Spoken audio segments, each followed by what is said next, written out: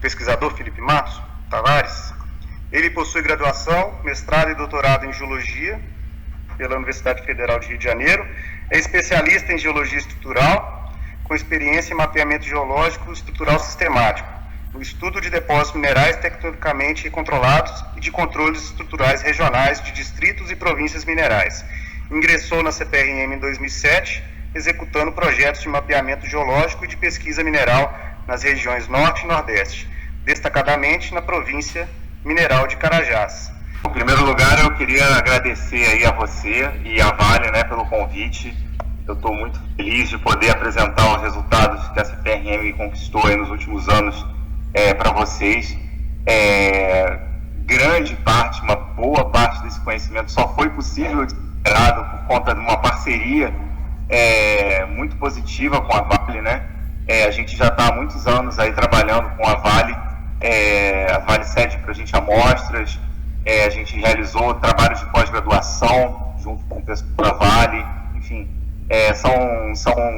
são anos aí que a gente conseguiu ter uma parceria muito positiva, e eu queria aproveitar essa oportunidade para agradecer também a Vale por todo o acesso que tem permitido a CPRM realizar nos depósitos, enfim, da companhia e compartilhamentos de informações, tá? Então eu vejo também essa apresentação como uma oportunidade de dar alguns retornos com relação a esse material que a gente trabalhou, enfim, em relação a todas as discussões e conversas que já foram realizadas. É muito gratificante poder dar esse retorno para vocês e apresentar esse cabedal de novos dados aí e essas interpretações que nós estamos fazendo em cima disso. Então, vou começar a falar para vocês sobre a evolução geotectônica e metalogenética da província mineral de Carajás. Tá? É o tema da nossa palestra. É uma palestra longa, tá? Eu vou tentar ser breve na medida do possível. Os dados que eu vou apresentar aqui, na verdade, são uma síntese de uma série de outros trabalhos, e eu vou tentar passar, então, para dar uma pincelada em todos os temas relacionados a tectonoestratigrafia da província, né? Incluindo aí o que nós conseguimos visualizar em termos de relações para poder empilhar os eventos geológicos que ocorreram na província, tanto geotectônicos quanto metalogenéticos, e mostrar alguns links entre essas feições, enfim, como que a gente entende que a evolução da província ocorreu, tá?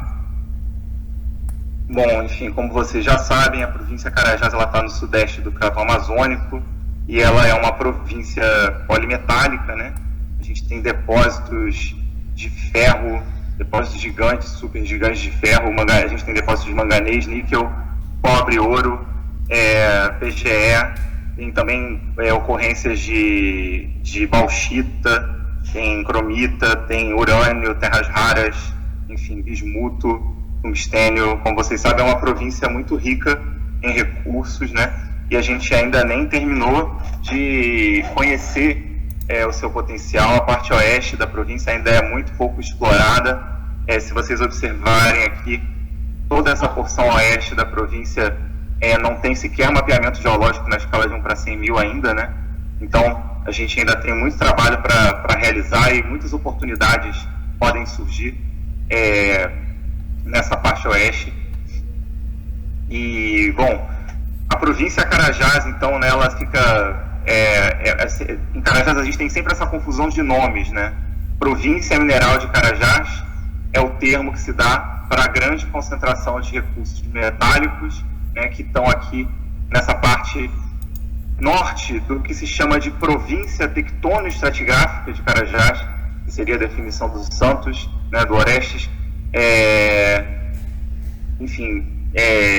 E existe ainda o domínio Carajás, que seria essa parte norte aqui da província tectonoestratigráfica Carajás. Existe a formação Carajás, enfim, existe o cinturão cupro-aurífero de Carajás, né? Então, quando a gente fala Carajás, muitos nomes, né? Isso é uma questão aí de nomenclatura importante. A superposição de nomes para a região é um grande problema. Mas nós vamos falar aqui de província mineral de Carajás, basicamente, tá? que é coincidente com a parte norte da província tectônico-estratigráfica de Carajás, e se situa na sua maior parte ao redor da bacia que hospeda o supergrupo Itacaiunas, né, e que tem outras sequências sedimentares mais novas também em discordância sobre o supergrupo Itacaiunas, como a gente vai ver daqui a pouco. Existe, então, uma outra definição para essa região, que é chamá-la de cinturão Itacaiunas, né, por conta desse aspecto linear das estruturas que aqui estão. Se entendeu isso como cinturão de cisalhamento. E a província, né, até bem pouco tempo, só tinha mapas geológicos sistemáticos na escala de 1 para 250 mil. Porém, recentemente, a CPRM conseguiu terminar de voar a geofísica da província inteira. Faz uns 4 anos que essa geofísica foi terminada, né? E a gente hoje tem um portfólio de imagens aerogeofísicas com um espaçamento de linhas de voo de 500 metros que permite um trabalho de interpretação geofísica na escala de 1 para 100 mil. Esses novos dados, eles são muito importantes, né, para a gente poder observar as relações tectônico-estratigráficas na província e poder fazer novas observações, além daquelas que já foram realizadas pela CPRM no passado, né? Então, vejam que a qualidade desses novos dados aerogeofísicos, que são públicos, estão disponíveis aí na internet para quem quiser baixar, né? A qualidade desses novos dados é muito boa e a gente consegue, aliado ao mapeamento geológico, a gente consegue rever a interpretação estrutural da província como um todo, né? Litoestrutural da província como um todo, né? Então essas imagens, elas foram uma das principais contribuições aí que o Serviço Geológico deu para a geologia de Carajás, foi a disponibilização dessas imagens, né? Elas são imagens factuais que mostram a geologia de Carajás, enfim, para ser desenhada. Nós também temos dados aerogeofísicos, né, aerogravimétricos da província, que foram produzidos com uma resolução mais baixa, com espaçamentos de linhas de voo de 3.000 metros, mas que também ajudam a gente a fazer várias interpretações aqui com relação à tectônico-estratigrafia da província, como, por exemplo, vocês podem ver aqui a continuidade, né, da anomalia positiva relacionada ao supergrupo Itacaiunas, desde a região da Serra da Bocaina, passando pelo Aquiri e indo até a região próxima à cidade de São Félix, né? Então isso é uma outra interessante informação também. A geofísica, ela ajuda a gente em várias escalas diferentes, né? E eu acho que foram instrumentos interessantes que puderam ser disponibilizados aí para o público relacionado ao que a CPRM tem produzido. Então, a área da província que a gente conhece melhor ainda é a porção nordeste, onde existe mapeamento geológico na escala de 1 para 100 mil. E o que a gente conhece em termos de estratigrafia dessa porção, mas que se estende de forma semelhante para todo o restante da província, né? A gente tem um embasamento com ortognáices do tipo TTG, que se chama de complexo Xingu, né? Também em alguns trabalhos a gente chama de ortognáice com Jesus. Aqui dentro também tem o complexo Chikrin-Cateté, que são ortogranolitos máficos. A gente também encontra lentes de ortogranolitos máficos dentro dos ortognáices TTG, né? Que não são corpos mapeáveis, mas em toda a região do complexo Xingu a gente encontra essas lentes máficas, junto com lentes máficas granulíticas, né? Junto com as outras rochas. E junto com esse embasamento a gente tem as sequências sequências do tipo de Greenstone Belts, como por exemplo aqui aflora na região da mina do Sequeirinho, né? O grupo Rio Novo, que é restrito aqui a algumas pequenas janelas dentro do supergrupo Itacaiunas, aqui nessa porção que foi redobrada, mas de qualquer forma também é um greenstone com essa mesma idade aqui, né? Mais velho que 2,85. A Carol Moreto datou umas vulcânicas aqui do Sequeirinho, e esses greenstones, então, eles têm uma idade de aproximadamente 2,97 giga-ano, né? E são correlatos, cronocorrelatos aos greenstones que a gente vê na região do Rio Maria. Então, essas são as unidades mais antigas que a gente conhece na província, apesar de que também existem zircões paleoarquianos, né, em várias das sequências sedimentares aqui que foram datadas pela CPRM. A gente encontra esses zircões mais antigos também, que indicam que a gente tem provavelmente uma contribuição de uma crosta ainda mais antiga na região de Carajás, né? Bom, em 2,85 a gente tem, em torno de 2,85, 2,87 a 2,83, a gente tem a colocação de vários granitóides, desde granitos até tonalitos, né? Como, por exemplo, o granito cruzadão, o tonalito Campina Verde, enfim. A gente tem uma série de corpos graníticos e granitoides que são sintectônicos a uma deformação regional. Eles são caracterizados como sintectônicos, né? Eles são encaixados na foliação, eles têm uma foliação magmática paralela à sua formação, a foliação tectônica. São sintectônicos a uma deformação que ocorreu aqui nesse período de 2,85, né?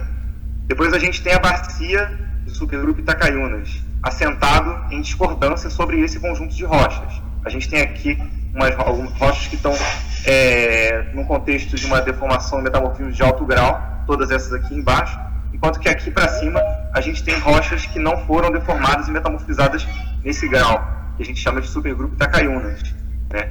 O supergrupo Itacaiunas é cortado uma base pelos complexos máficos e ultramáficos acamadados, do tipo Luanga, e também é cortado por granitóides com idades aí de 2,76 até 2,70, 2,68, correlato ao granito estrela. Tem algum alto ligado também no eco, né? Obrigado. Então, a gente tem uma bacia, né, que tem na base rochas vulcânicas, principalmente máficas, mas com lentes de rochas vulcânicas intermediárias a félsicas também. A gente tem um horizonte, um ou mais horizontes de formações ferríferas bandadas, e no topo, acima disso, a gente tem uma mescla de vulcânicas com rochas metasedimentares, clásticas e clastoquímicas, no topo, acima das formações ferríferas, tá? Também existem algumas descrições de tufos ácidos nessas rochas aqui de cima, enfim. E também existem lentes de formações ferríferas aqui na parte de cima, inclusive de face silicato. Então, acima de tudo isso, uma grande novidade, assim, em termos de trabalhos mais novos, né, foi o trabalho do Silas Salgado, do ano passado, que mostrou para a gente que a formação Buritirama é uma unidade à parte do supergrupo Itacaiunas. Toda essa parte aqui de cima, que está aqui no contato com o domínio Bacajá, toda essa parte aqui de cima, ela tem idades de zircão detrítico, que mostra que ela é uma unidade siberiana arriaciana, em termos de deposição, enquanto que o supergrupo Itacaiunas é uma unidade neo-arquiana, né, de 2,76.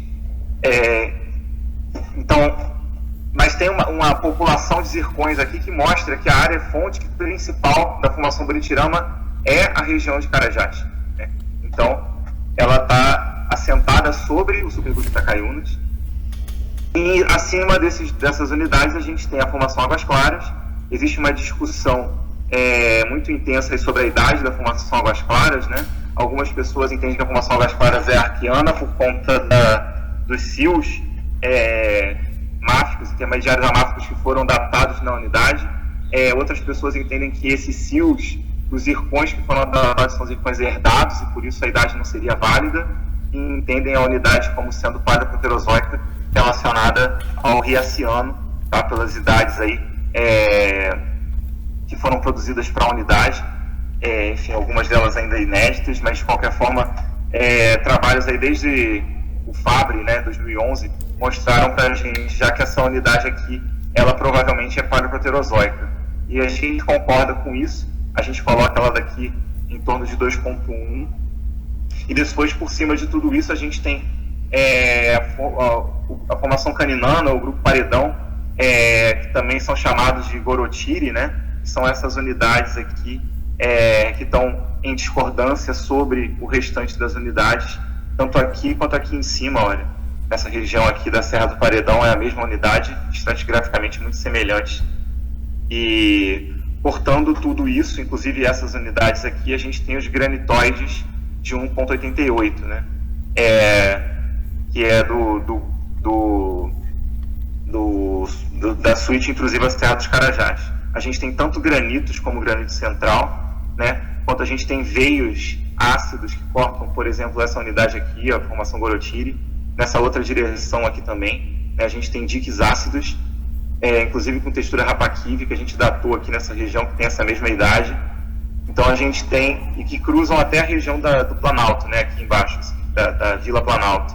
São diques ácidos grandes que tem nessa região aqui, associados à suíte intrusiva Serra dos Carajás. E existem tufos ácidos, tanto no topo aqui da formação caninana, quanto no topo aqui do grupo Serra do Paredão, né? São de tufos ácidos que a gente entende como correlatos também a essa mesma idade aqui, desses granitóides. Tá? Além desses dois, também tem o Pojuca, tem o Rio Branco aqui, ou Sossego, né? Tem o Formiga, e tem corpos menores também em outras regiões, mais para oeste e para sul. Para oeste, esses corpos ficam cada vez mais volumosos, maiores, né? E assim como as coberturas vulcânicas associadas a eles, né? Aqui a gente tem algumas ilhas de vulcânicas, mas a maior parte dos corpos vulcânicos associados a esses granitos estão mais para oeste e compõem a região a oeste do rio Iriri, principalmente, né? Então aqui alguns exemplos, né? As unidades de embasamento, o Orthogneiss Bom Jesus. Essas unidades em conjunto a gente chama de complexo Xingu, né? Em separados, os ortognaisses do tipo TTG, a CPRM tem chamado de Orthogneiss Bom Jesus, adaptando o nome aí da colega Joana Feio, da Unifespa. A gente tem o metatonalito Campina Verde, aqui nessa foto, na região ali de Vila Planalto, né, que é uma rocha muito bonita, né? A gente vê fenocristais de feldspato idiomórficos, paralelos a uma foliação tectônica, né? Isso mostra que essas rochas elas foram deformadas ainda num estado plástico, subsólidos, enfim. Então elas são rochas que a gente vê claramente que são rochas sintectônicas, é uma deformação regional, né? E então são exemplos dos três tipos de rocha que a gente encontra no complexo Xingu. Aqui uma foto do grupo Rio Novo, né? Isso daqui é um xisto ultramáfico, um clorita, tremolita xisto do grupo Rio Novo, que a gente observa tectonicamente imbricado com o supergrupo Itacaiunas na região da Serra Leste. Aqui a gente tem algumas rochas do supergrupo Itacaiunas, a formação Paraupebas. Aqui eu tenho uma foto de um hialoclastito deformado uma rocha máfica, né, na região da Serra da Baleia, perto ali da Serra do Rabo. A gente vê ainda textura ígnea semi-preservada nessas rochas, né? Tem alguns lugares onde a gente vê pilolavas nesse afloramento aqui também, é muito bonito. São as primeiras descrições de pilolavas dentro da formação Paraupebas. Interdigitado com essas rochas, a gente também tem aqui nesse mesmo afloramento, inclusive, vulcânicas ácidas, né, que a CPRM datou e tem essa mesma idade de 2,73, que a gente encontra no resto do supergrupo Itacaiunas, inclusive com feições de embainhamentos de quartzo, né, que são típicas de vulcânicas. Depois a gente tem a formação Carajás, aqui uma foto de um afloramento verticalizado da formação Carajás, mas a gente tem pelo menos um grande horizonte, né, de formações ferríferas Algumas pessoas acreditam que são dois paralelos, mas de qualquer forma, a formação Carajás ela é dominantemente formada pelos bifes, com algumas vulcânicas interdigitadas. E aqui o grupo Serra da Bocaina são as rochas metasedimentares de topo. A gente tem tanto meta-arenitos mal selecionados e com fragmentos líticos, como rochas mais puras, quartzitos, como esse daqui mais esbranquiçado. A gente entende que podem ser metaxertes, a gente não tem certeza, né? E existem grafitas xistos também interditados nesse topo, raros, porém existem. Existem descrições também na Serra Sul de pelitos carbonosos, né, interditados aqui com a formação Carajás, inclusive com pirita que já foi datada pelo Cabral, que dá em torno de 2,76 a idade dessa pirita. Enfim,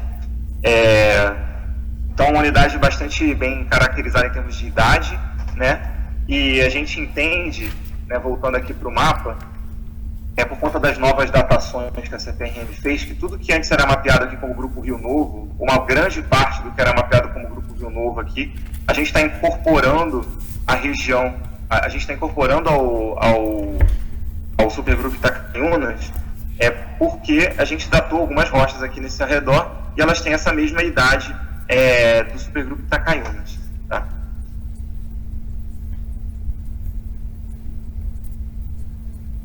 As intrusivas neoarquianas, né? A gente tem aqui uma foto do rife cromitífero do complexo Luanga, para ilustrar essa unidade, né? Que é uma unidade ultramáfica camadada, que foi datada aí pelo Machado em 2,76. Aqui uma outra foto da parte mais gabróica do complexo Luanga. Vocês observam que são rochas já bastante foliadas, né? Aqui nesse caso é uma porção do complexo Luanga que está bem deformada e metamorfizada aqui no caso também. Aqui a gente tem fotos dos granitoides, né? Mais para sul, a deformação ela é pouco penetrativa. Aqui a gente tem o granito Serra do Rabo, com uma foliação tectônica mal desenvolvida. Não tem características, a nossa observação, de ser uma foliação sintectônica sob cristalização. Tá? Ela é uma foliação que atravessa o corpo e as rochas que estão ao seu redor, indicando mais provavelmente se tratar de uma foliação regional superposta ao corpo. Não chega a gneissificar os corpos na parte sul, mas do granito estrela para norte, a gente já observa uma foliação tectônica bem desenvolvida nesses corpos, né? Aqui eu tenho o granito estrela, lentes de granito estrela cortado dentro de um contexto aqui de vários diques ácidos, quartzos feldspáticos, que a gente reconhece no mapeamento geológico regional como metagranitoides do tipo velho salobo, né? São basicamente diques ácidos encaixados na foliação que cortam não só o granito como todas as outras rochas ao seu redor também, né? Isso daqui são feições que já foram interpretadas como sendo feições de cristalização sintectônica, uma deformação regional, só que a gente entende que são rochas com pelo menos 100 milhões de anos de diferença entre elas, 150 milhões de anos. Nós também datamos alguns desses diques na região do Salobo com idades em torno de 2,6. Do Salobo não, do Estrela, né? Mostrando que tem uma diferença de idade desses diques ácidos para suas encaixantes aqui, que é o próprio granito Estrela, que tem idade de 2,76. Bom, aqui então as unidades siderianas e riacianas, né? Dentro da província mineral de Carajás, a gente tem a formação Buritirama. Aqui uma foto que eu extraí do trabalho do Silas, mostrando quartzitos interditados com formações manganesíferas bandadas, né, metaxertes e formações manganesíferas bandadas da formação Buritirama. Aqui uma foto de uma porção clástica grossa da formação Águas Claras, e aqui uma porção da formação Águas Claras fina, né? Essa rocha aqui, apesar da gente ver a estratificação composicional, climbing ripples bem preservadas, enfim, mostrando até base e topo de camada, né? Base e topo de camada. Essa é uma rocha foliada, com uma foliação metamórfica, com mica na região de Serra Pelada. Enfim, é uma rocha com uma foliação metamórfica bem desenvolvida. A gente também datou essa mica, né? Dessa foliação aqui. Enfim, essas são as rochas, então, siderianas e riacianas dentro da província Carajás. Enquanto que aqui a gente tem o complexo Vila Santa Fé, que é uma unidade riaciana, tá? Que está empurrada, imbricada sobre a formação Buritirama, na parte norte da província. Eu queria destacar um pouco aqui o complexo Vila Santa Fé, porque é importante, né? Se vocês observarem aqui, olha, aqui está o cinzento, né? Aqui está o granito cigano e aqui está o fronte da Serra do Sereno. Essa daqui é a formação Buritirama, né? A gente chama essa aqui de zona de cisalhamento Buritirama, aqui. E aqui a gente tem a Misteriosa, ou Ricardo, enfim, o Carapanã, tem alguns nomes essa falha aqui, que atravessa essa região, e aqui ela segue até entrar dentro da província, aqui para oeste, né? A norte aqui da falha Buritirama e ao sul da Misteriosa, a gente tem o que se chama de complexo Vila Santa Fé, né? Que é um complexo correlato ao complexo Bacajaí, que ocorre aqui para oeste também. E a gente datou essa unidade aqui, e ela tem idade de cristalização de 2,15 gigaano, 2,12, tá? Até 2,10, e ela tem metamorfismo em torno de 2,09 a 2,07, tá? De acordo com a nossa geocronologia urânio, chumbo e zircão. E se vocês observarem os dados aqui de geoquímica dessas rochas, tá? A gente tem basicamente esses dois conjuntos aqui, tá? Que são rochas calcio-alcalinas, com padrões de elementos Lily, né, e ETR típicos de arco magmático. Aqui são alguns xenóides que ocorrem na unidade, e aqui são dados um pouco mais caóticos, que mostram os resultados da fusão parcial in situ dessas outras duas rochas aqui. São corpos granitoides e charnoquíticos associados ao metamorfismo de alto grau que essas rochas aqui sofreram, e estão mimetizando de alguma forma aqui o comportamento dessas curvas. Mas essas são rochas calcio-alcalinas na sua maioria, né? Fora os xenóides que ocorrem dentro da unidade, que tem outras composições aqui.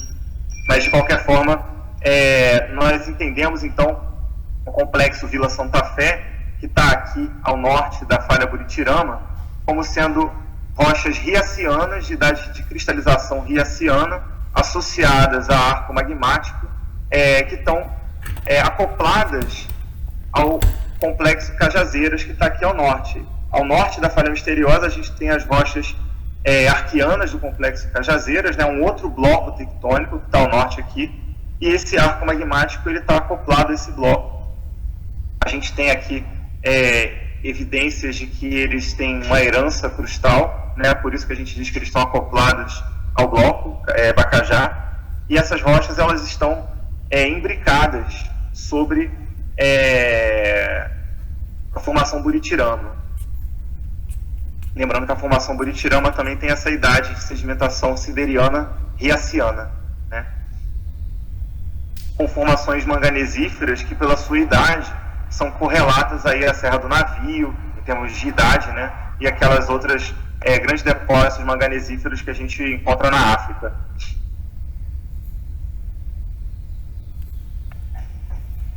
As unidades orocirianas, né, aqui eu tenho alguns exemplos da formação caninana, mas essas fotos aqui são muito parecidas também com o que a gente encontra na Serra do Paredão, né? Aqui eu tenho uma foto do granito cigano com uma textura rapaquídea, aqui é um granito do tipo A, né? Alcalino tipo A. E aqui eu tenho uma foto do topo do grupo Paredão com shards e outras feições típicas de tufos ácidos de queda. E nós temos essas duas famílias de dique máfico principais aqui, cortando a região também. Dizem que existem outras, né, mais antigas, mas pelo menos nós temos essas duas aqui, o Gabro, o Rio da Onça, que são diques neoproterozoicos, correlatos aí ao magmatismo que deu origem ao magmatismo máfico da bacia Araguaia, né? Esses diques máficos, eles eventualmente têm algumas partes que estão hidratadas, enfim, com crescimento de uma paragênese secundária sobre a paragênese ígnea original, sobre a mineralogia ígnea original. E a gente tem aqui o Diabás, o Rio Pajeú, que são diques muito mais finos em termos de granulometria, de granulação dos minerais, né? Que são mesozoicos associados ao CAMP, ao Central Atlantic Magmatic Province, associado a Magmatic Province, associado à abertura do Oceano Atlântico Central. Então, em termos de um modelo tectônico, a gente tem três propostas que a gente vê evoluindo ao longo do tempo, né?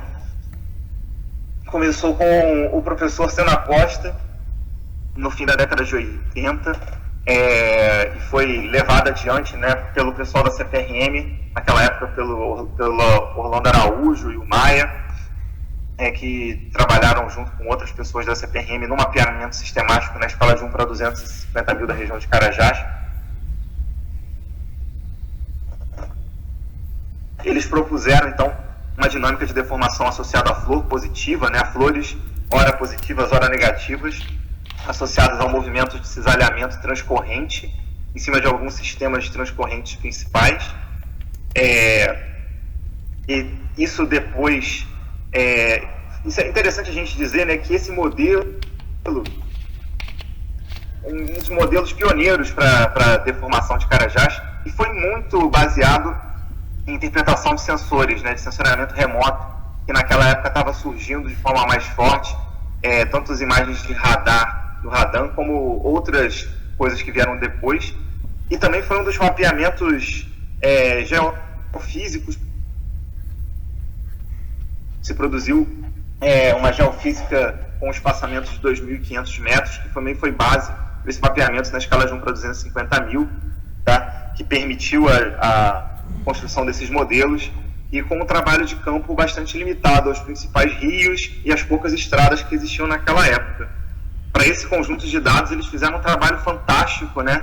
É a base de tudo que a gente conhece sobre a geologia estrutural de Carajás, e são trabalhos muito interessantes, que depois foram continuados pelo professor Roberto Viseu Pinheiro, que trabalhou no seu doutorado com o sistema Carajás cinzento, né? E ele desmontou o conceito de fluxo, ajustando e incrementando um modelo baseado nessas grandes transcorrências no ambiente intracontinental. Enfim, para ele, a província se desenvolve num contexto dessas grandes deformações associadas a essas falhas, né? Onde um metamorfismo regional teria mais associado à circulação de fluidos por esses sistemas de falhas quando eles estão ativos, e uma deformação mais restrita ao entorno das falhas, muitas falhas se desenvolveriam num contexto dinâmico, né, todas elas com uma evolução síncrona e, eventualmente, algumas reativações, modificações na direção geral de strain, com diversas reativações ao longo do tempo. O professor Rosieri, da UFMG, também fez algumas observações, sugeriu que o início do processo tectônico da bacia do supergrupo Itacaiunas envolveria uma fase de domos e quilhas, e depois seria ativada essas grandes transcorrências, tá? E antiparos em volta dos principais corpos rígidos, gerando fases de deformação secundárias nas suas bordas. Então, esse aqui é o modelo do professor Viseu, né?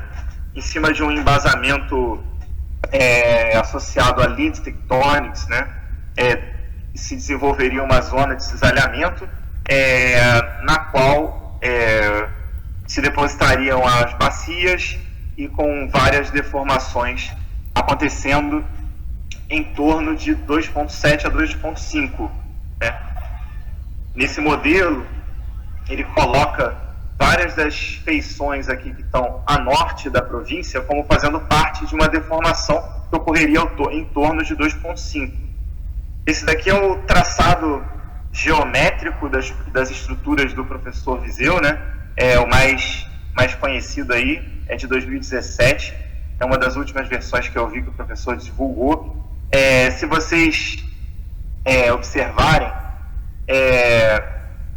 geometricamente, as estruturas que estão desenhadas aqui são muito semelhantes ao que a CPRM encontra nas imagens aerogeofísicas, né? A gente tem muita confiança nessa geometria aqui das estruturas, como o professor Viseu já vem mostrando há muito tempo, a nossa contribuição tem sido em termos de hierarquização desses traços, né? Principalmente por conta dessas novas informações que a gente tem produzido. Por exemplo, essa região aqui, esses traços aqui, eles estão afetando rochas riacianas, né? Rochas que têm uma idade de cristalização riaciana, de deposição sideriana riaciana. Então, elas não podem ser traços associados ao neo-arqueano. Assim, a maior parte desses traços aqui estão associados à nossa visão a essa deformação regional associada ao paleoproterozoico, por afetarem rochas paleoproterozoicas, né? Mas, de qualquer forma, essa grande geometria das estruturas é muito coincidente entre todos os trabalhos que são realizados na região, né? Então, a grande questão é que os sigmoides de Carajás, por muito tempo, sugeriram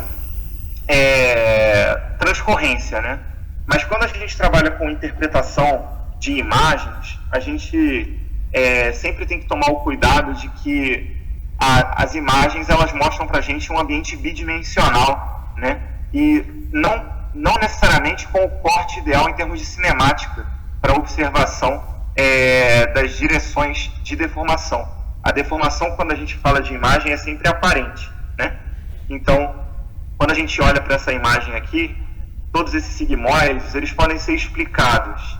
Essas formas sigmoidais, classicamente, quando a gente pega para a literatura, elas podem ser explicadas por duas formas. Ou elas são associadas a deformações transcorrentes, né, direcionais, ou elas são associadas à deformação polifásica, ou seja, uma estrutura que antes tinha uma forma e pela deformação seguinte ela ganha uma nova forma que, por ser superposta a uma deformação que já existia, ela ganha essa forma lenticular sigmoidal. Nós entendemos, então, que as estruturas de Carajás, elas são desenvolvidas em níveis crustais distintos, com idades distintas, e afetando rochas com idades distintas também, dessa forma que está desenhada aqui. Então, a gente tem estruturas mesoarquianas, que são restritas, então, ao embasamento, que a gente entende que aconteceram em torno de 2,85, que é a idade dos granitóides sintectônicos que são encontrados aqui nessa região, né? Esses granitóides, então, eles são balizadores geocronológicos para a idade dessa deformação aqui. A gente tem uma segunda deformação, nós reconhecemos, que é essa aqui que está em amarelo, que se propaga, na verdade, até aqui no sul da província, tá? A gente tem estruturas até aqui no sul associadas ao transamazônico, claro que de níveis crustais mais rasos. Enfim, a gente tem uma gradação metamórfica do transamazônico de sul para norte aqui, né?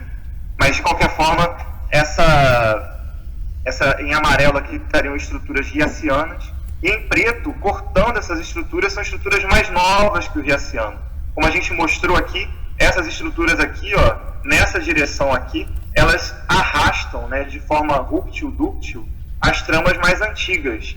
Então, ela por definição, tem que ser mais nova que essas estruturas aqui, né? Elas podem até fazer parte de um mesmo evento, uma segunda fase dentro do mesmo evento, mas a gente entende que são estruturas um pouco mais novas que as estruturas transamazônicas. E ainda cortando tudo isso, a gente tem uma trama neoproterozoica de diques associados a fraturas, nessa direção aqui, NNW-SSE, que são resíduos da deformação araguaia dentro da província. Tá? Então, como eu falei, o metamorfismo, né, ele é crescente de norte, ele é crescente de sul para norte nas unidades neo-arquianas e siderianas, né? A gente vê aqui que no supergrupo Itacaiunas a gente tem um face xisto verde aqui embaixo, muito baixo grau, né? A região da mina mesmo, de N4, N5, o grau metamórfico é quase nulo, mas mesmo assim a gente reconhece alguns minerais metamórficos já crescendo nas rochas. Só que as alterações subsequentes aqui dificultam muito essa observação, né? Mas a gente tem algumas máficas aqui nessa região da Serra da Bocaina que mostram uma paragênese metamórfica, índice, né, para face xisto verde inferior, nas rochas do supergrupo Itacaiunas aqui da região da Serra Sul. Aqui para o norte, a norte dessa grande falha aqui, as rochas já estão no faces anfibolito baixo, e aqui em cima a faces anfibolito alto, inclusive com evidências de fusão parcial, aqui nessa parte aqui de cima. E finalmente aqui a norte da Serra da Buritirama a gente encontra granulitos, já no domínio Bacajá, né? Então a gente entende que existe essa gradação metamórfica, porém as zonas metamórficas foram imbricadas por essa outra deformação que está em preto aqui, né, que é mais nova que esse metamorfismo e que empurrou essas zonas metamórficas de uma forma complexa de sul para norte, tá? Por isso que a gente vê aqui, olha, uma complexidade muito grande em termos de tectônica, né, nessa região aqui, que foi onde eu fiz o meu doutorado. Essa deformação, ela é mais nova que a deformação transamazônica e complica um pouco a observação das zonas metamórficas. Daí muita gente olha para cá nessa região e fala assim, aqui a gente tem uma mudança brusca do metamorfismo, né? Isso é verdade, a gente tem uma mudança brusca do metamorfismo por conta dessa deformação que joga zonas de mais baixo grau sobre zonas de mais alto grau, tá? Se vocês observarem aqui, a gente também tem a deformação bem compartimentada, né? Cada um desses clusters aqui são níveis cristais um pouquinho diferentes uns dos outros, então eles têm estruturas um pouquinho diferentes, né? Então, em termos de deformação, a gente reconhece, como eu falei, as estruturas mesoarquianas, né? Que seriam essas aqui. A gente observa foliação, mandamento gnáisico e xistosidade nas rochas do embasamento, né? Aqui são estruturas riacianas, que a gente encontra principalmente na parte norte da província, tá? Aqui são rochas, olha, na região do cinzento, com foliação mergulhando para nordeste, né? Foliação metamórfica mergulhando para nordeste. Aqui a gente tem um milonito em cima de um quartzito, na região do garimpo das pedras, ali da ametista. Aqui a gente tem uma lineação de estiramento down deep, associado a um plano de xisto do topo do supergrupo Itacaiunas. Aqui a gente tem uma foliação grossa, né? Uma xistosidade grossa numa rocha máfica na região da Serra da Buritirama. E aqui a gente tem uma foto de lâmina de um greenstone belt muito recristalizado nessa parte norte aí da província. Então, em termos de foliações, né, nesse setor norte aqui, a gente tem um predomínio de mergulhos para a região nordeste, né? A foliação média, ela mergulha mais ou menos para 25 graus, ela tem um mergulho moderado de 55 graus para NNE, mais ou menos, NE, né, 30 a 40 graus, e uma alineação de estiramento nessas rochas aqui, tanto as rochas do domínio Bacajá quanto as rochas aqui do domínio Carajás, mergulhando aqui mais ou menos caindo 30 graus para 50, mais ou menos, né, para nordeste, leste-nordeste. Então vocês veem que existe uma obliquidade entre essa alineação e o ângulo de mergulho aqui dos planos, que sugere um componente transpressivo sinistral para a deformação transamazônica, tá? Apesar de que a maioria dos planos de deformação que a gente observa são planos de empurrões, tá? Mas de qualquer forma sempre existe em alguns lugares essa deformação oblíqua, como aqui, por exemplo, na região do Furnas, que existe uma certa obliquidade nas lineações de estiramento, mostrando que essa zona principal aqui do cinzento, ela é uma zona transpressiva sinistral, um mergulho médio mais ou menos de 45 a 50 graus. Na região, então, do cinzento, a gente encontra essa mesma feição, né? A gente vê, a partir de 140 medidas aqui, um mergulho médio das foliações para NE, né? A mesma medida média que a gente viu na região da Serra da Buritirama, ali da Serra do Sereno, a gente encontra aqui, né? E vocês observam, olha, que os lineamentos magnéticos que estão marcados aqui nessa roseta, eles têm mais ou menos esse mesmo comportamento. Olha, eles são, na média, WNWESE, né? Que também acompanharia essa foliação média, o strike da foliação média aqui. Então, essa é uma das evidências que a gente tem de que essa deformação que a gente vê na região do cinzento é muito relacionada ao transamazônico, tá? Voltando aqui uma questão interessante, né, que eu acho importante da gente falar, essa é uma simplificação, essa apresentação, claro, né, não tem tempo para falar de tudo, mas aqui a gente tem a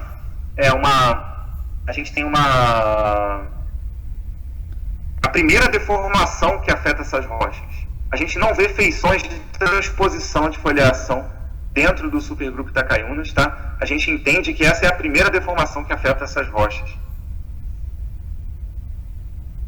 Depois a gente tem as estruturas orocilianas, né, do evento sereno, que são essas estruturas de mais baixo ângulo, na sua maioria, que afetam as rochas do supergrupo Itacaiunas e outras rochas mais velhas também.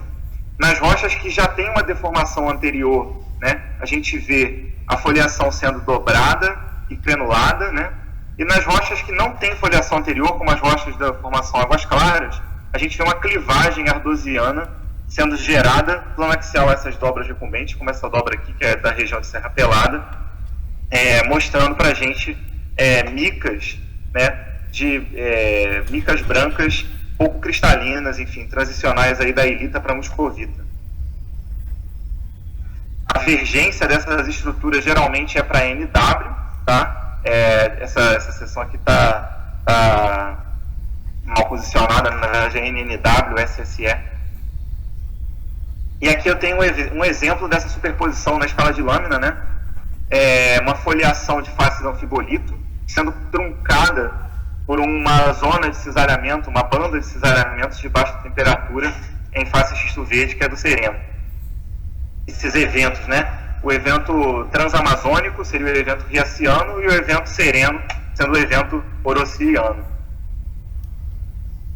O evento sereno ele tem essa característica de estruturas em X, tá? A gente tem estruturas ENEWSW e WNW ESE, né?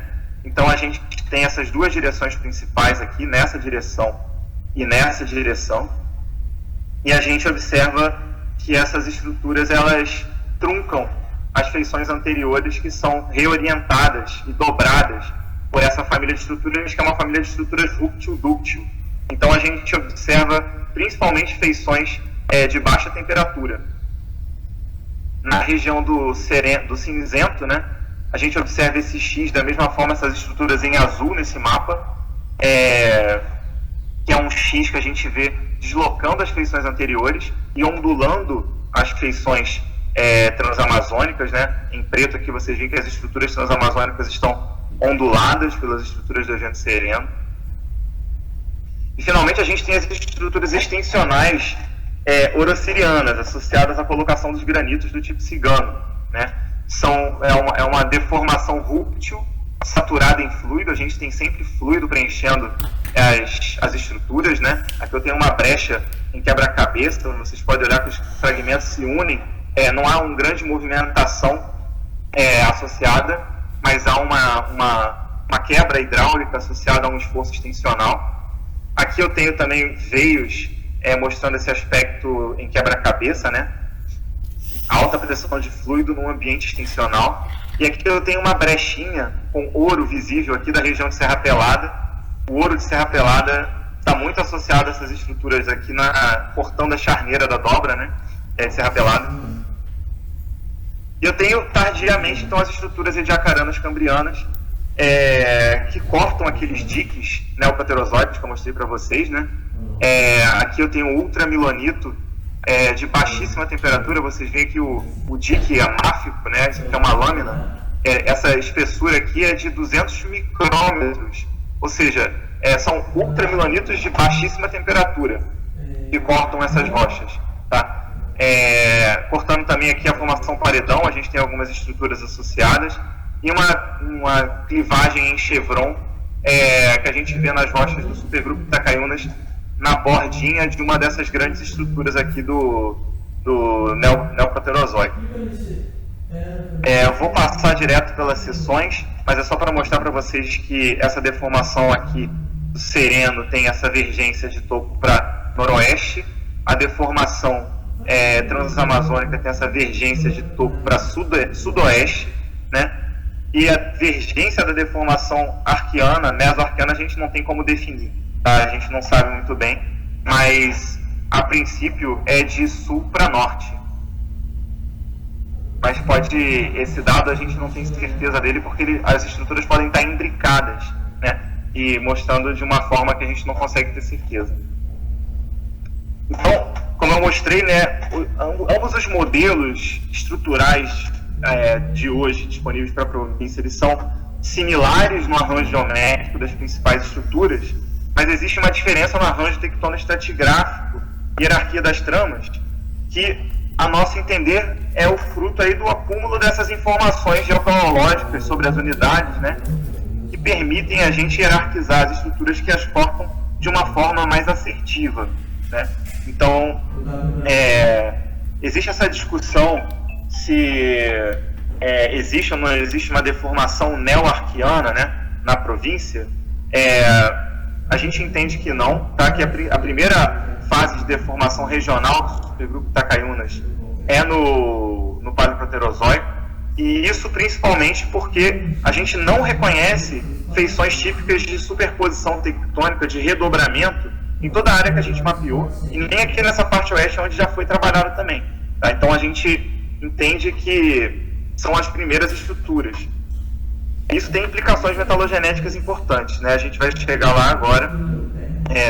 Enfim, como a gente, só para terminar, então, aqui está o que a gente entende como o arranjo, né, dessas deformações ao longo do tempo. A gente teria um D1 no mesoarquiano lá, associado aí a uma orogênese que ocorreu em torno de 2,85. A gente teria uma fase extensional entre 2,76 e 2,5, quando a bacia se coloca, e os granitos do tipo A se colocam também. Depois a gente teria a formação Buritirama, aqui em cima, sendo colocada também num ambiente extensional, em algo que já é chamado de Rift Buritirama por algumas pessoas. E depois da formação Buritirama, a gente teria a deformação transamazônica principal, afetando a formação Buritirama e o supergrupo Itacaiunas, e assentado em discordância angular sobre tudo isso, a formação Águas Claras. Depois a gente teria uma deformação do evento Sereno, que afeta a formação Águas Claras, e associado ao D3, aqui a deformação do evento Sereno, Foreland Basins, controlados estruturalmente pelas falhas do evento Sereno, né, nessa posição aqui e nessa posição aqui, as bacias do tipo Gorotiri, enfim, a formação Caninana e o grupo Paredão. Tá? Essa seria então a ordem das bacias de Carajás, né? 1, 2, 3, 4, 5 bacias superpostas, desde os Greenstone Belts até o Gorotiri. E ainda teria, né, para leste, aqui, recobrindo a província, a bacia Araguaia, enfim, que não está associada à evolução desse trem estrutural aqui, mas que também recobre essas sequências. As idades, então, né, disponíveis. A gente tem aqui algumas idades. Eu vou passar um pouquinho do tempo, tá, pessoal? Uns 10 minutinhos, mais ou menos. Depois a gente vai poder discutir um pouco melhor essas questões aqui. Mas a gente tem algumas idades aqui para poder mostrar, né? Como, por exemplo, aqui, essas idades em amarelo são urânio e chumbo, tanto da CPRM quanto de outros autores, né? A idade de cristalização, como eu falei para vocês, ela fica aqui em torno de 2097, tem outras idades como 2117 aqui, e a gente tem idades de metamorfismo de 2092, 2067, 2069, tá? 2073, idades de urânio e chumbo, tanto LA e CPMS quanto Xirim.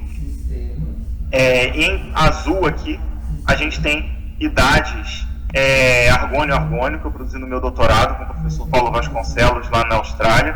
Eu vou mostrar alguns dos perfis aqui para vocês.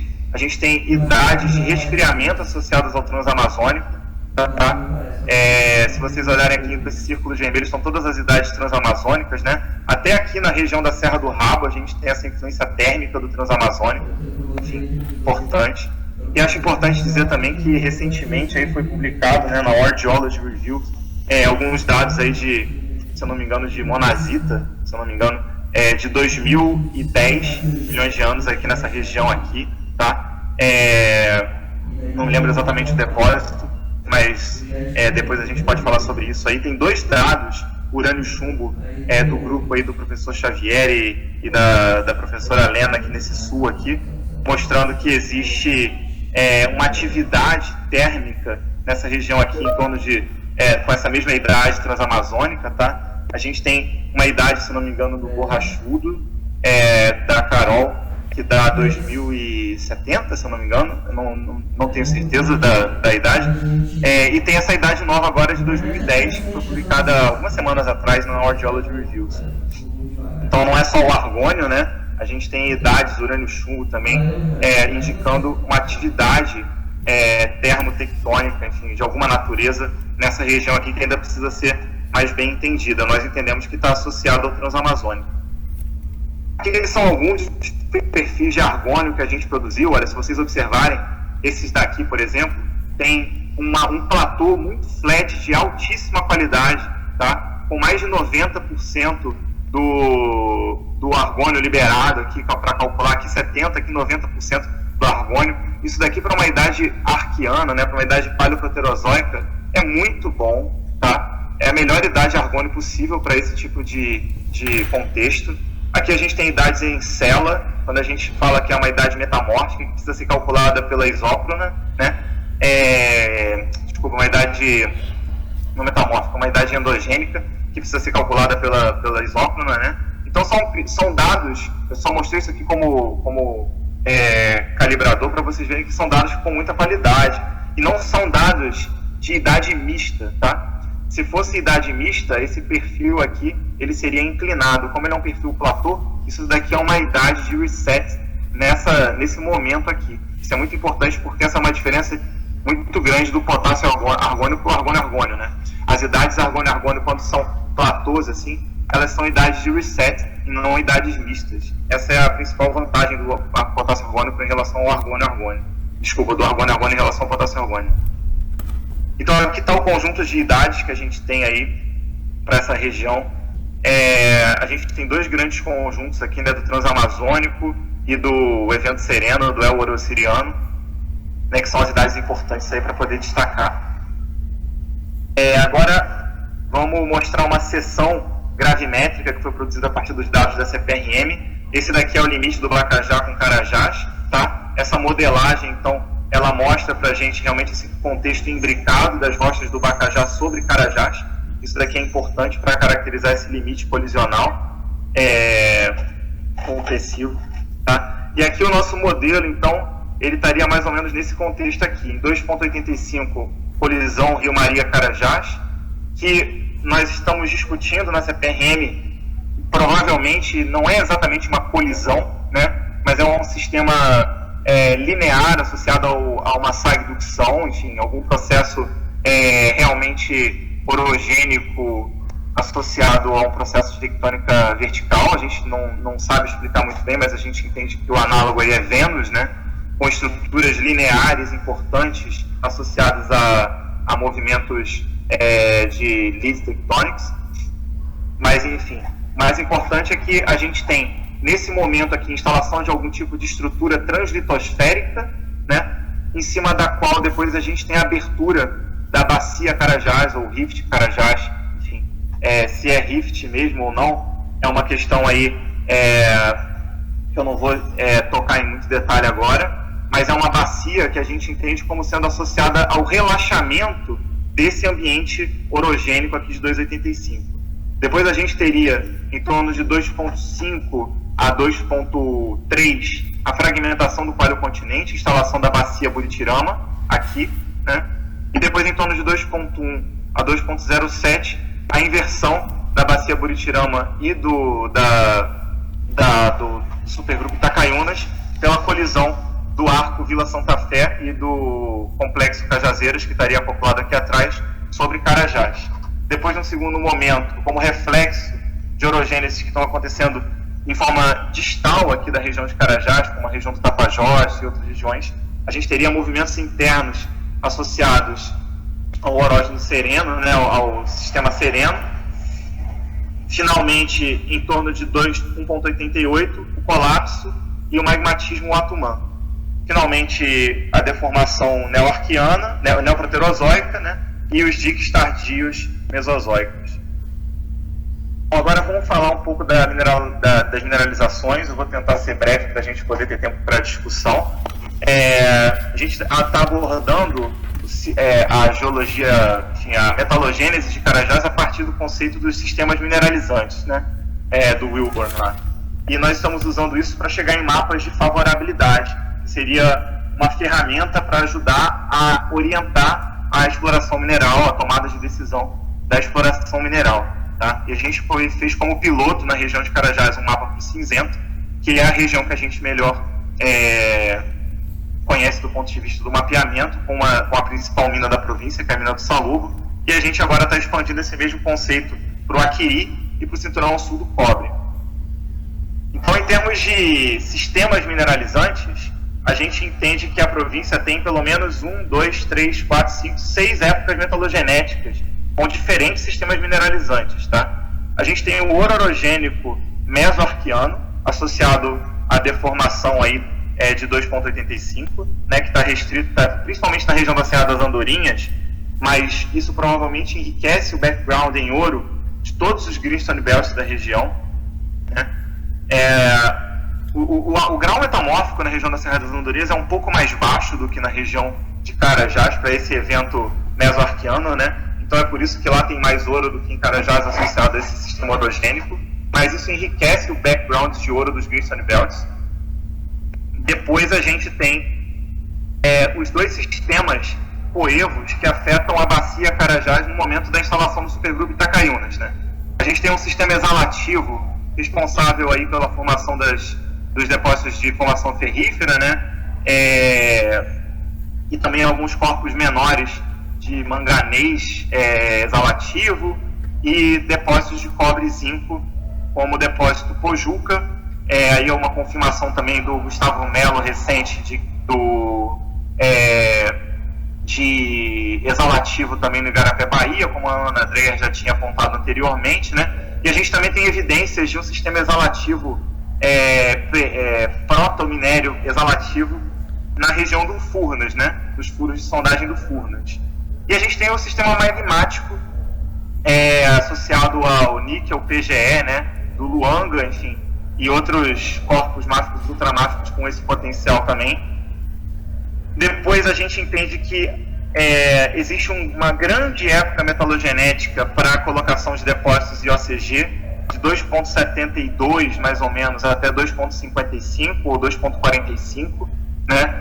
Essa janela provavelmente representa mais de um pulso mineralizante. A gente não tem resolução para discutir quantos pulsos foram com as ferramentas que a gente tem disponíveis, porque foram muito obliterados pela deformação e foram paralelizados, né? Então esses pulsos neoarquianos são difíceis de separar uns dos outros, mas a gente tem o IOCG principalmente, né, no sul de 2,7, no norte de 2,5, mas também existem algumas evidências aí que no sul tem algo de 2,5 e no norte tem algo de 2,7. Aí o trabalho da Poliana Toledo mostrou pra gente recentemente que tem essas idades de 2,7 nas mineralizações lá do norte também. Depois a gente tem o manganês sedimentar, né, da formação Buritirama, e a gente está investigando um ouro orogênico no Paleoproterozoico associado ao Transamazônico, aí na transição do xisto verde para o anfibolito dentro da província.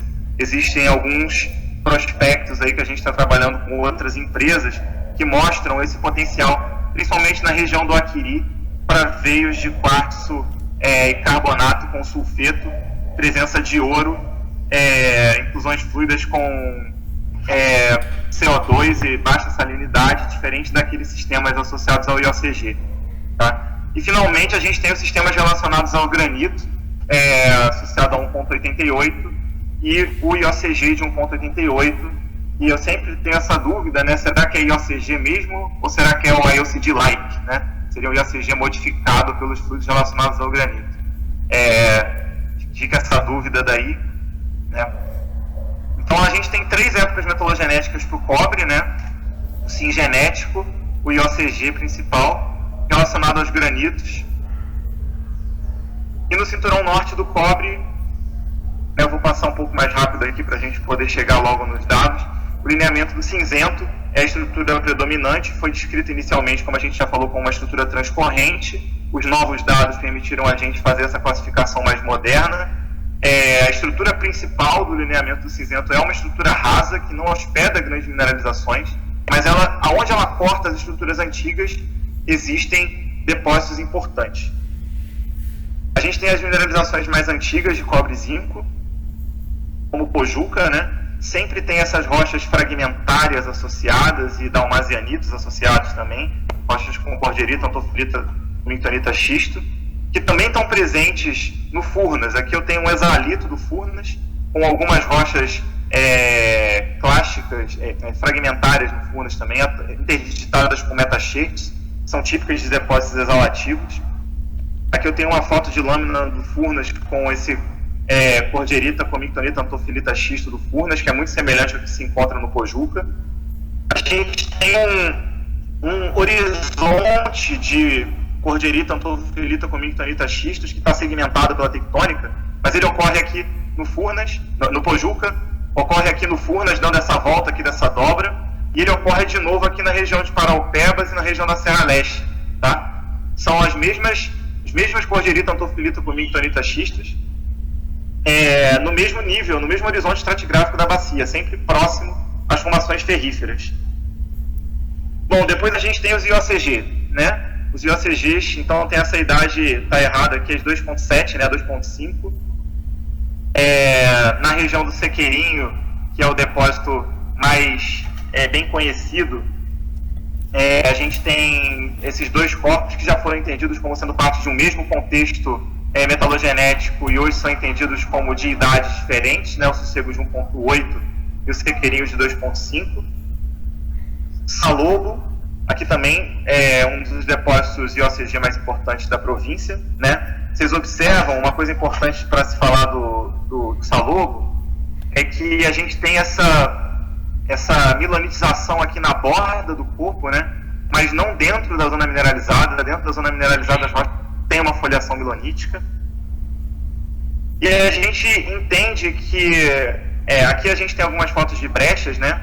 Trabalho da Carolina Moreto, e aqui algumas brechas que a CPRM também fotografou. Vocês observam que essa daqui, por exemplo, do Grota Funda, é uma brecha deformada, né? Os passos estão orientados. Mas é interessante a gente observar que essa brecha aqui e outras também eventualmente apresentam texturas em quebra-cabeça, mesmo deformado, indicando que foram colocados num ambiente de alta pressão de fluido, num ambiente extensional, sem uma movimentação direcional importante, porque os pastos não se movimentaram muito em relação uns aos outros. Eu tenho as brechas mostrando, né, a gente entende que os depósitos foram deformados no Transamazônico, desde brechas pouco deformadas até brechas muito deformadas, já totalmente transpostas, né? A gente vê em vários furos de sondagem essa gradação aqui. E a gente entende, então, que os veios são pré-tectônicos à deformação regional, porque a gente consegue observar esses veios dobrados, né? Cisalhados, como o caso desse daqui, com crescimento sintaxial, também associado a um ambiente extensional. Então, nossa observação principal é de que esses veios, eles foram colocados num ambiente extensional e depois foram deformados, e aqui nesse caso foram até budinados. Olha, vocês veem que a foliação ela mergulha para dentro aqui do NEC do Gudã, uma zona de baixa pressão também, para onde a calcopirita migra no momento aqui da deformação. A foliação ela cruza os veios mineralizados, né, que estão dobrados. E finalmente a gente tem as mineralizações associadas aos granitos. Aqui eu estou destacando gamelheira, associados a essas estruturas mais tardias, oblíquas a tudo, né? Com escapolita, com biotita nas bordas. Aqui uma foto do depósito Salobo. A gente entende que tem uma mineralização IOCG de 2.5 lá, que foi remobilizada pelo processo de 1.8 para dentro de cavidades e fraturas que fazem a zona de high grade, né? E aqui a gente tem um exemplo disso, uma cavidade cortando a foliação da rocha, preenchida por bornita com calcocita mismerquítica, né? E tem inclusive aqui isso acontecendo a uma temperatura relativamente alta, porque a gente tem crescimento de uma segunda geração de magnetita associado a esse processo também, diferente da... aqui, né, quero dizer, diferente da magnetita que está aqui na matriz, na foliação principal dessa rocha, tá? Então, nós vemos aqui na região do Salobo que a cristalização na fase principal IOCG, né, que para a gente ela inclui apenas a calcopirita, foi anterior à deformação principal, e depois na deformação principal a gente tem o metamorfismo do depósito, tá? E é claro que já existia uma granada aqui na fase que o depósito se coloca no nível crustal profundo, né? E isso mostra pra gente que são depósitos, essa granada ela tem uma composição andradítica, enquanto que a granada aqui metamórfica tem uma composição almandínica, tá? E depois a gente tem um último pulso de mineralização associado aqui a 1,88, associado ao granito Yang Salobo, tem correlação espacial com o granito Yang Salobo, essa fase aqui. E é aqui que a gente entende que a calcopirita é transformada em calcocita e bornita, tá? Além disso, ainda existem veios tardios de adulária que cortam o sistema, tá? Associadas também a uma última geração de calcopirita que é tardia em relação à calcocita e à bornita, tá? Que a gente entende como sendo um sistema semelhante ao epitermal que corta tardiamente as alterações. Então a gente modelou mapas de favorabilidade para essa região, né? Para o sistema VMS, seguindo principalmente as unidades, né? Principalmente os contatos dos bifes com as outras unidades. Para os IOCGs, seguindo as falhas principais da região, a gente entende que as principais falhas transamazônicas reativam estruturas que foram as estruturas extensionais de abertura da bacia Carajás, por onde também se colocaram os granitos, né, e os corpos máficos ultramáficos acamadados. Então é por isso também que a gente tem essa superposição dos depósitos IOCG sobre os depósitos de VMS, como acontece no Pojuca, no Igarapé, Bahia e no Furnas. Isso porque as estruturas que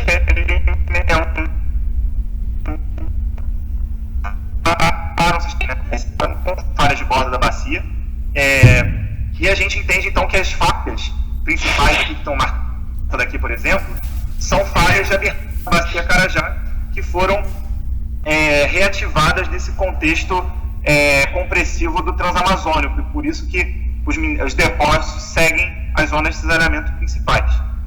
E aqui a gente tem um mapa para as mineralizações de 1,88, seguindo principalmente as estruturas dúcteis e dúcteis rúcteis, reativando as feições do evento sereno. Esse seria o mapa final, a soma desses três, tá? E é isso, pessoal. Lamento aí, eu passei um pouquinho do tempo. Bom dia. Meu nome é Carlos Delgado Felipe. Parabéns aí, o trabalho está muito bacana. Achei muito legal.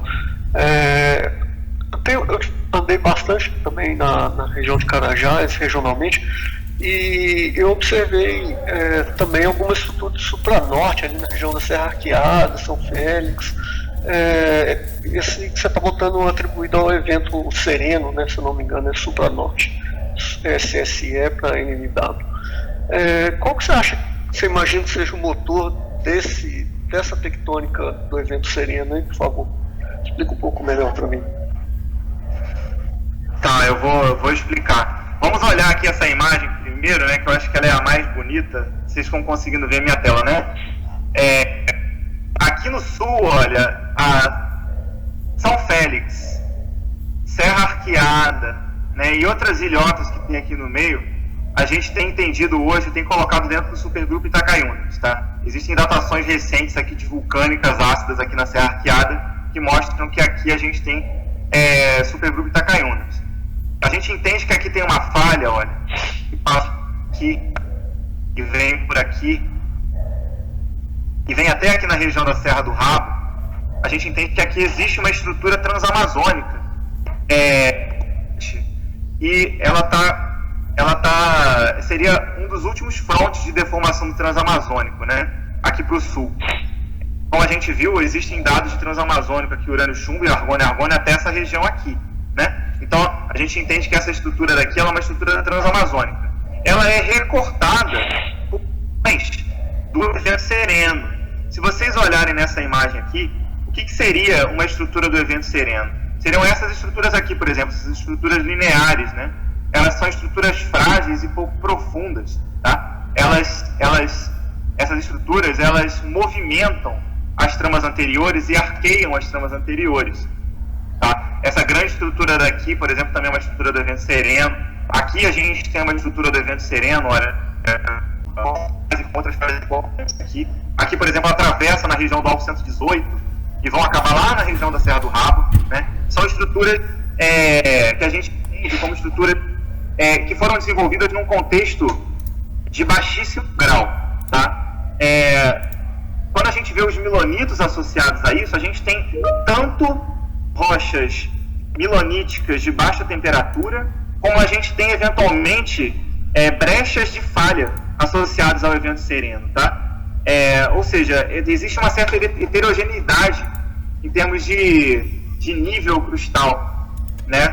Mas de qualquer forma é muito raso.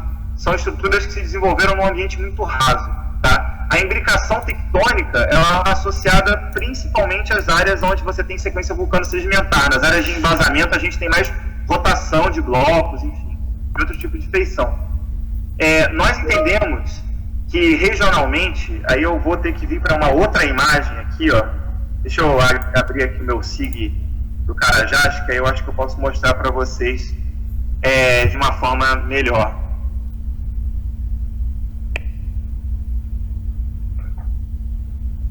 Quando a gente olha de uma forma mais regional do cráton amazônico, né? O que a gente observa? A gente observa que essas feições associadas ao sereno, elas estão nessa posição aqui, né? Principalmente nessa posição ENEWSW, mas também nessa outra posição WNWESE, e elas se propagam para sul, tá?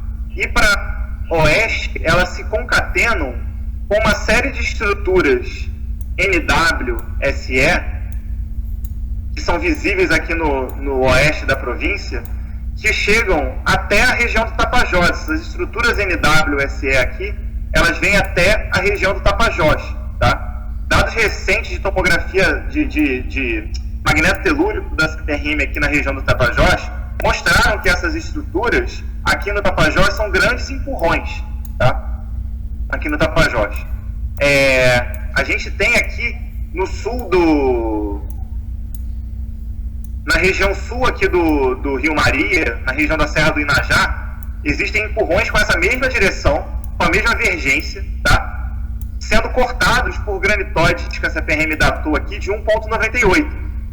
Então a gente entende que todas essas estruturas, elas se concatenam e são de uma idade de 1,98, mais ou menos, tá? 1,98, 2,0, enfim. A gente tem essa margem aí de idades para as estruturas do sereno. A divergência tectônica das estruturas do sereno aqui no Carajá é de sudeste para noroeste, enquanto que a divergência tectônica aqui do Tapajós é de oeste para leste, tá? Existe uma resultante das duas aqui mais ou menos nessa posição NSW, eventualmente algumas estruturas orientadas aqui na posição NWSE são associadas à compressão também desses dois eventos. Olha, eu entendo que são reflexos intracontinentais, colisões que aconteceram nessa região aqui, na região por volta de 1,98, tá? Assim como no Tapajós, a gente tem um processo orogenético dessa idade, marcado lá pelo creporizão, enfim, por outras rochas dessa idade lá, né, pela deformação do Jacareacanga. A gente aqui para sul, para sudeste, onde hoje está encoberto pela floresta araguaia, eu entendo que no passado, nessa época de 1,98, a gente teve um outro evento colisional, ou orogênico, enfim, para sul-sudeste da província, que imbricou essas rochas de sudeste para noroeste, tá? E a gente está vendo o reflexo intracontinental disso. Isso é interessante porque a gente está discutindo agora um novo conceito, né, na geotectônica, que são os orógenos intracontinentais.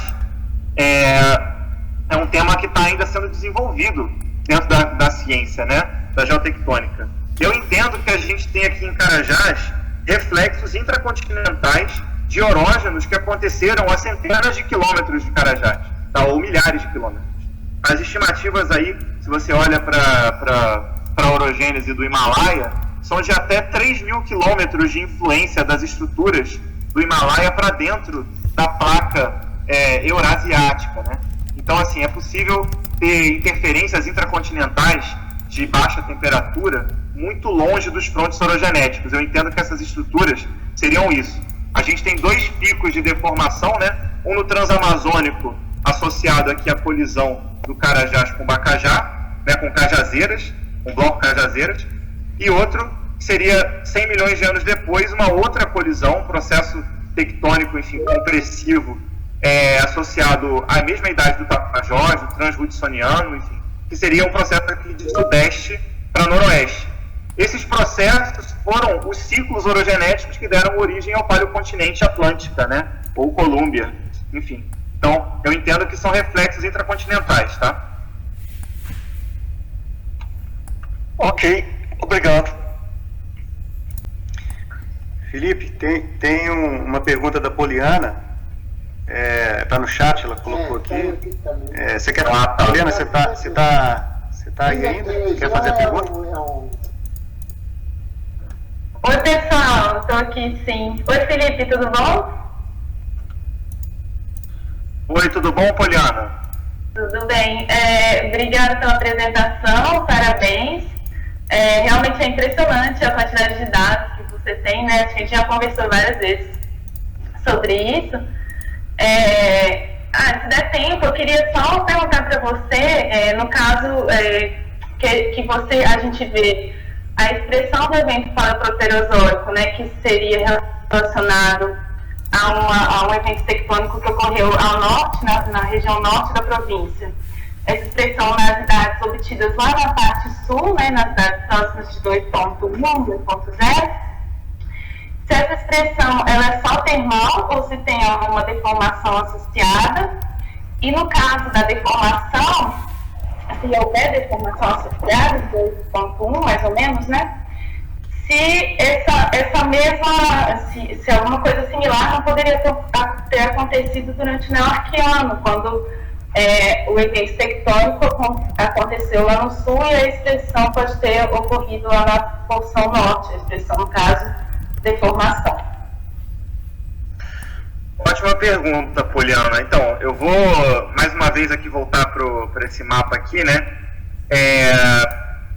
Quando a gente fala do norte, é mais fácil de fazer esse link com o Transamazônico, porque aqui a gente está muito próximo, né? Aqui, da região aqui, por exemplo, do Salobo, a gente está a uns 25, 30 quilômetros do fronte transamazônico, né? E aqui a gente tem granulitos, e tem essa gradação metamórfica, face anfibolito, enfim, as rochas do Salobo estão em face anfibolito, né? Inclusive regionalmente, enfim, a gente tem outras rochas aqui no Trend que não estão mineralizadas nem hidrotermalizadas com essa mesma cara, né? Aqui na região aqui do GT46, onde você trabalha, também tem essa mesma tem rochas sedimentares aqui, metasedimentares aqui para oeste, né? Aquele triângulo de rochas metasedimentares que tem aqui, tem essas mesmas características. Agora, eu entendo que é mais fácil, então, de fazer esse link aqui, até você ver a forma, né, das estruturas seguem o mesmo padrão aqui do Transamazônico.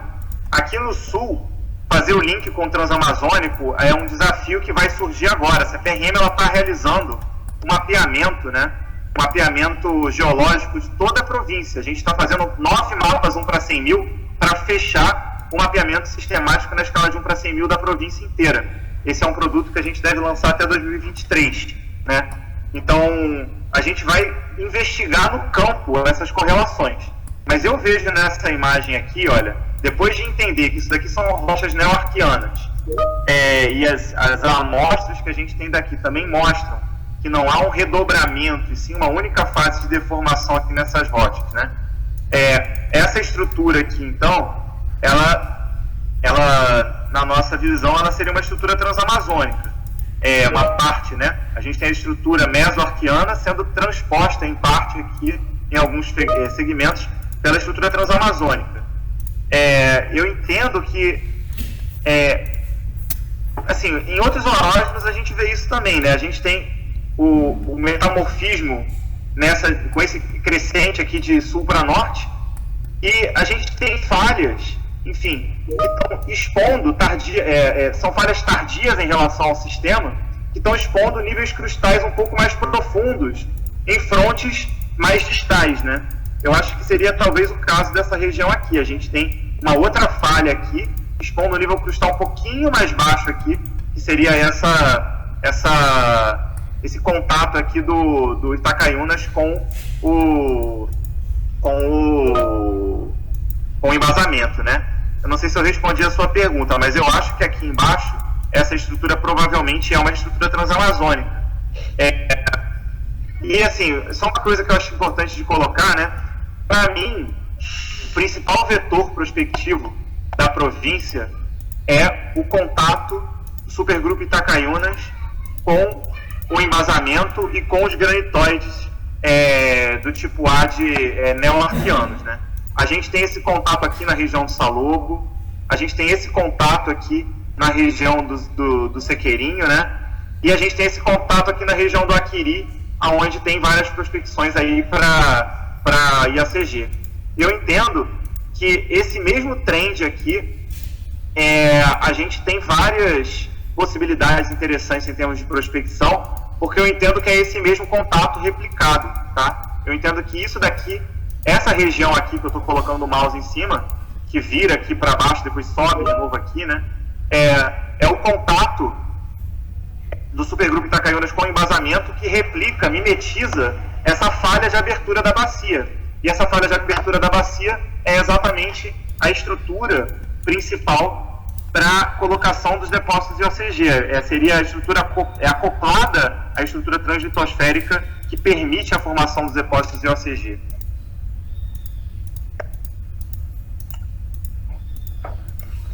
Obrigada, Felipe. Obrigada, pessoal. Oi, Felipe. Aqui é o Gustavo, tudo bom? Gustavo Melo, não o Oliveira, não. Beleza.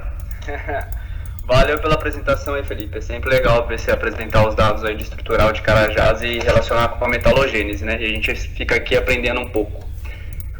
Bom, Felipe, meu questionamento maior eu acho que é ali na porção norte mesmo, né? Onde você mostra, onde eu quero entender, na verdade, um pouquinho mais, quando você fala, por exemplo, pelo que eu entendi do seu modelo, né? E acho que é o trabalho do Eric também, onde vocês colocam a mineralização, o evento IACG no Salobo, ou seja, parte do GT, né, Grota Funda, em 2.5. Ou seja, a gente tem que ter fluido de alta salinidade, alta temperatura para transportar o cobre aí e precipitar em 2.5. Mas depois você fala o seguinte pra gente, que a paragênese principal que a gente vê hoje lá, ela é transamazônica, né? E depois uma remobilização ainda pela colocação dos granitos que vai gerar o que vocês chamam de high grade lá no Salobo. Minha pergunta maior é a seguinte, né? Se a gente, e aí eu vou caminhar para algumas perguntas, na verdade. Se a gente pensar na questão de alteração hidrotermal, né? A gente está vendo então, de acordo com o seu modelo, uma alteração hidrotermal que foi metamorfizada, exemplo do que a gente vê na mina de Chapada, por exemplo, um pórfiro metamorfizado. Né? Ou seja, a gente precisa ter uma alteração que foi metamorfizada. Então, minha primeira pergunta é, em 2.5, qual é essa alteração? Né? Você fala que vê granada, ou seja, 2 gerações de granada. Minha segunda pergunta é, bom, só voltando aqui para a granada. Na questão da granada, a gente tem visto que não tem diferença entre núcleo e borda, por exemplo, né? E se tivesse uma geração de núcleo hidrotermal e uma borda metamórfica, isso seria bem registrado. Então, isso é uma primeira pergunta. A segunda pergunta é, e aí é uma dúvida mesmo que eu tenho, não estou falando do que eu trabalhei lá não, né? Se a gente olha e interpretar essas paragêneses de calcocita e bornita, que são sulfitos que vão se formar em alta temperatura, né? Então você joga a colocação dos granitos para a formação desses sulfetos, cristalização deles, né? Ou seja, eu teria que ter feito também toda uma remobilização da paragênese hidrotermal que foi metamorfizada anteriormente. Não sei se eu fui claro na minha pergunta, mas eu quero entender mais dessa evolução temporal que vocês propõem aí para a região do Salobo, né? Eu sei que é super complexo, a Poliana tem dados de 2.7 também lá no GT e 2.5, né? Então só queria ouvir um pouquinho mais, porque é uma coisa que a gente vem discutindo, o trabalho da Poliana de doutorado também vai caminhar um pouco por essa vertente, Felipe. Obrigadão. Então, Gustavo, eu acho muito pertinente esse questionamento, né?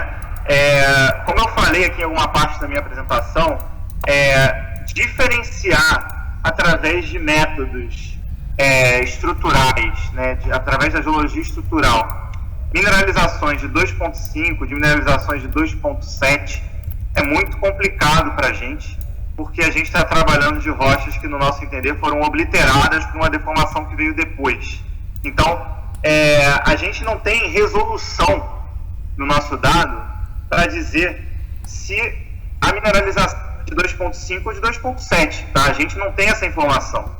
O que a gente pode dizer é que, ao nosso entender, existe uma deformação no metamorfismo superpostos posteriores à mineralização. A primeira questão que eu acho importante colocar é essa.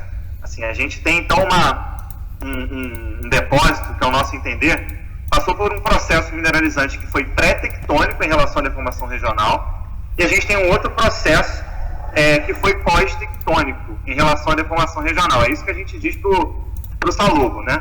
Nesse contexto, o que a gente observa? Por exemplo, você falou da granada, né? Vamos focar primeiro na granada. Para a gente existem duas granadas no depósito, tá? A gente tem as granadas que estão na alteração ferropotássica, que são aqueles biotititos com granada que cercam a zona de high grade, enfim, que estão interdigitados com os biotititos ricos em grunerita, né, e granada, enfim, são as rochas. Nós entendemos que isso, essas granadas aí, desse xisto, né, é um xisto porfiroblástico que está no depósito, essas são as granadas que são almandínicas, elas são granadas almandina.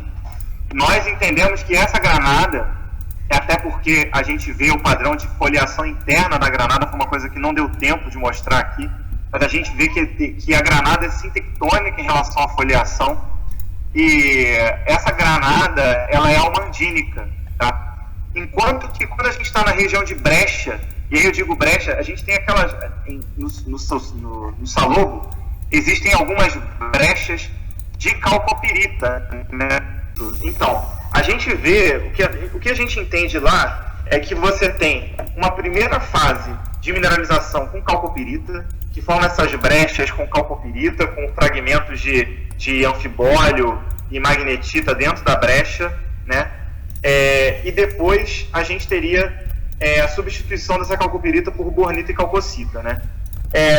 Por que a gente diz isso? Primeiro porque dentro das magnetitas e dentro dos anfibólios, as inclusões, mesmo nas áreas que a brecha já foi substituída por bornita e calcocita, a gente ainda reconhece as inclusões de calcopirita, tá? Então a gente entende que o minério era originalmente calcopirita, por um lado.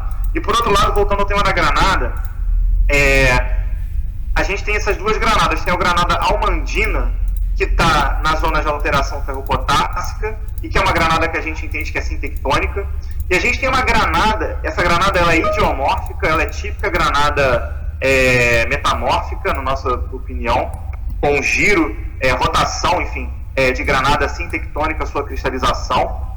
E a gente tem um segundo tipo de granada, que é uma granada xenomórfica, que está associada à olivina, está associada ao clinopiroxênio, está associada aos anfibólios, inclusive anfibólios com teor de sódio relativamente alto, né, que estão dentro das brechas, ou que estão nas paredes das brechas, tá? Então a gente entende que tem essas duas granadas. Tem a granada que cresce na zona de alteração potássica, é um ambiente ferropotássico, né, que é uma granada metamórfica, e tem uma granada reliquiar, que mostra essa composição química original, que seria andradítica, que está dentro das brechas, tá? Essa, para mim, é a principal diferença entre as granadas lá. Realmente, a gente não vê, nessas granadas andradíticas, ainda falta um estudo de maior detalhe para ver se existem coronas, enfim, borda e núcleo com composições diferentes. Tá? Em princípio, a gente entende que aparentemente não tem, mas eu entendo que são duas granadas de composições diferentes e texturas diferentes que estão associadas a ambientes diferentes.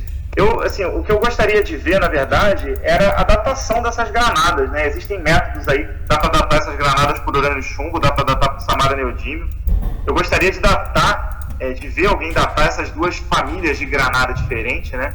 Porque eu acho que isso seria a solução ideal aí para a gente resolver essa questão da idade lá. Mas, então, eu entendo, viu, Gustavo, que a alteração, né, ela é pré-tectônica. Se ela é de 2.5 e 2.7, a gente baliza isso pelos dados geocronológicos que foram produzidos para o depósito, inclusive os seus, né? Eu entendo aí que pelo cabedal de dados é mais provável que a mineralização lá tenha ocorrido em 2.5, mas posso estar enganado, enfim, um outro dado novo pode modificar isso. E agora, a deformação, ela ocorre depois, já nessa fase aí do tipo da deformação, enfim, tardia.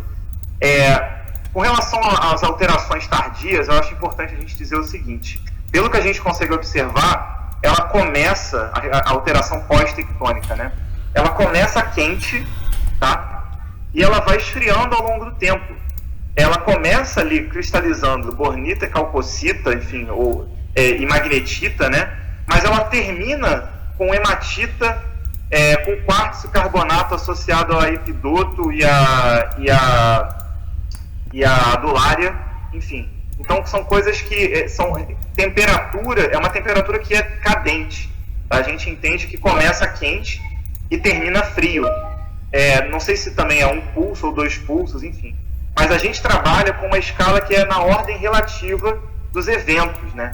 O que a gente consegue dizer com clareza, e o trabalho do Eric mostra isso, é que a mineralização é pré-tectônica.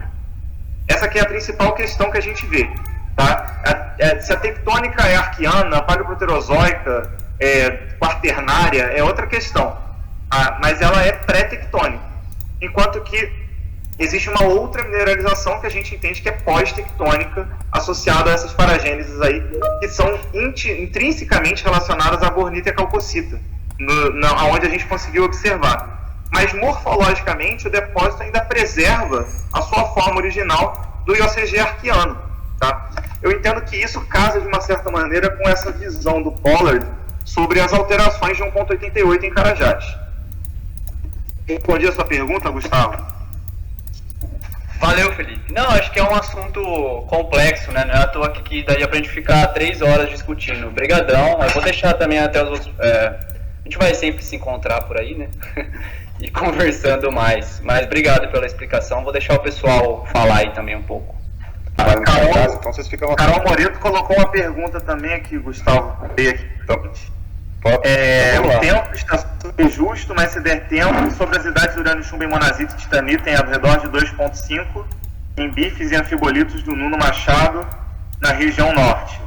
A blastese e a abertura do sistema isotópico não estariam relacionadas à deformação? Bom, é uma ótima pergunta, né? A gente precisa entender o que significa esse evento de 2.5. Porque monazita e titanita são minerais que podem ser formados no ambiente hidrotermal, né? E eu entendo que em 2.5 a gente tem hidrotermalismo na região. Então, eu entendo que as idades do Machado, e ali é um trabalho eminentemente de geocronologia, né? As relações relações petrográficas das fases que foram datadas não são muito claras no artigo, né? E, assim, me disseram recentemente que os grãos que o Machado datou sofreram abrasão para ele poder fazer um TIMS de maior qualidade nas amostras, né?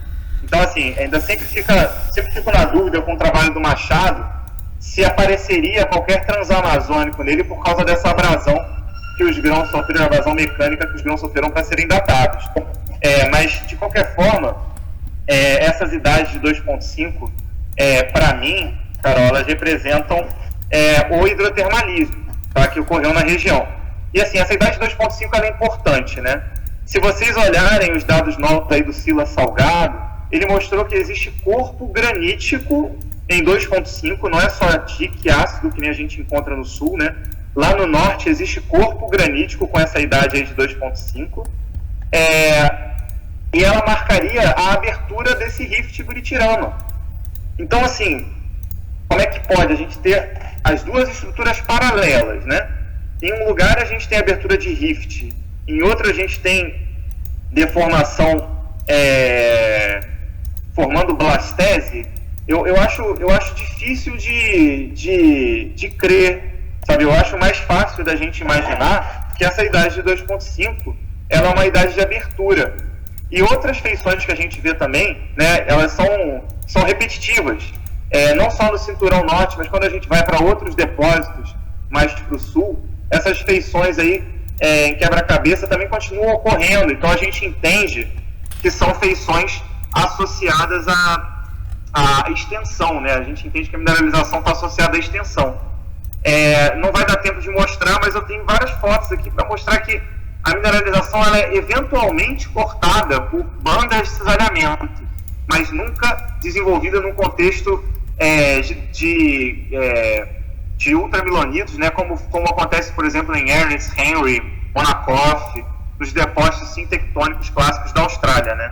Eu acho importante essa diferenciação. A gente entende, né, ao contrário da proposta dos gas veins, a gente entende que as mineralizações foram colocadas nesse contexto extensional e que tardiamente elas foram cisalhadas e movimentadas, né? O que abre a possibilidade da gente entender, se a gente entende as mineralizações deformadas por esse processo semelhante ao Goodinage ou Pinch and Swell, de forma satélite aos principais corpos, em cima das mesmas estruturas, a gente tem outros lentes, né, de depósito, tanto na superfície quanto ao longo da lineação de estiramento. Isso é outra coisa importante, a mineralização de Salobo está orientada, né, os dados que a gente tem aí regionais mostram isso, os dados de detalhe da Vale também. A mineralização de Salobo está orientada nessa lineação de estiramento regional do Transamazônico, né? Ela, em profundidade, o depósito mergulha para a NE e o caimento, o plunge da mineralização é exatamente na mesma direção do plunge da lineação de estiramento do evento transamazônico. Isso se repete em outros depósitos também. Felipe, queria agradecer muito aí o seu trabalho, excelente contribuição, né? Muitas questões aí para discussão, né? Acho que é importante estar todo mundo junto para tentar resolver essas pendências. Bom, então, Gustavo, mais uma vez, obrigado aí, viu, pela oportunidade. Estou aberto para discutir com vocês aí o que for necessário novamente.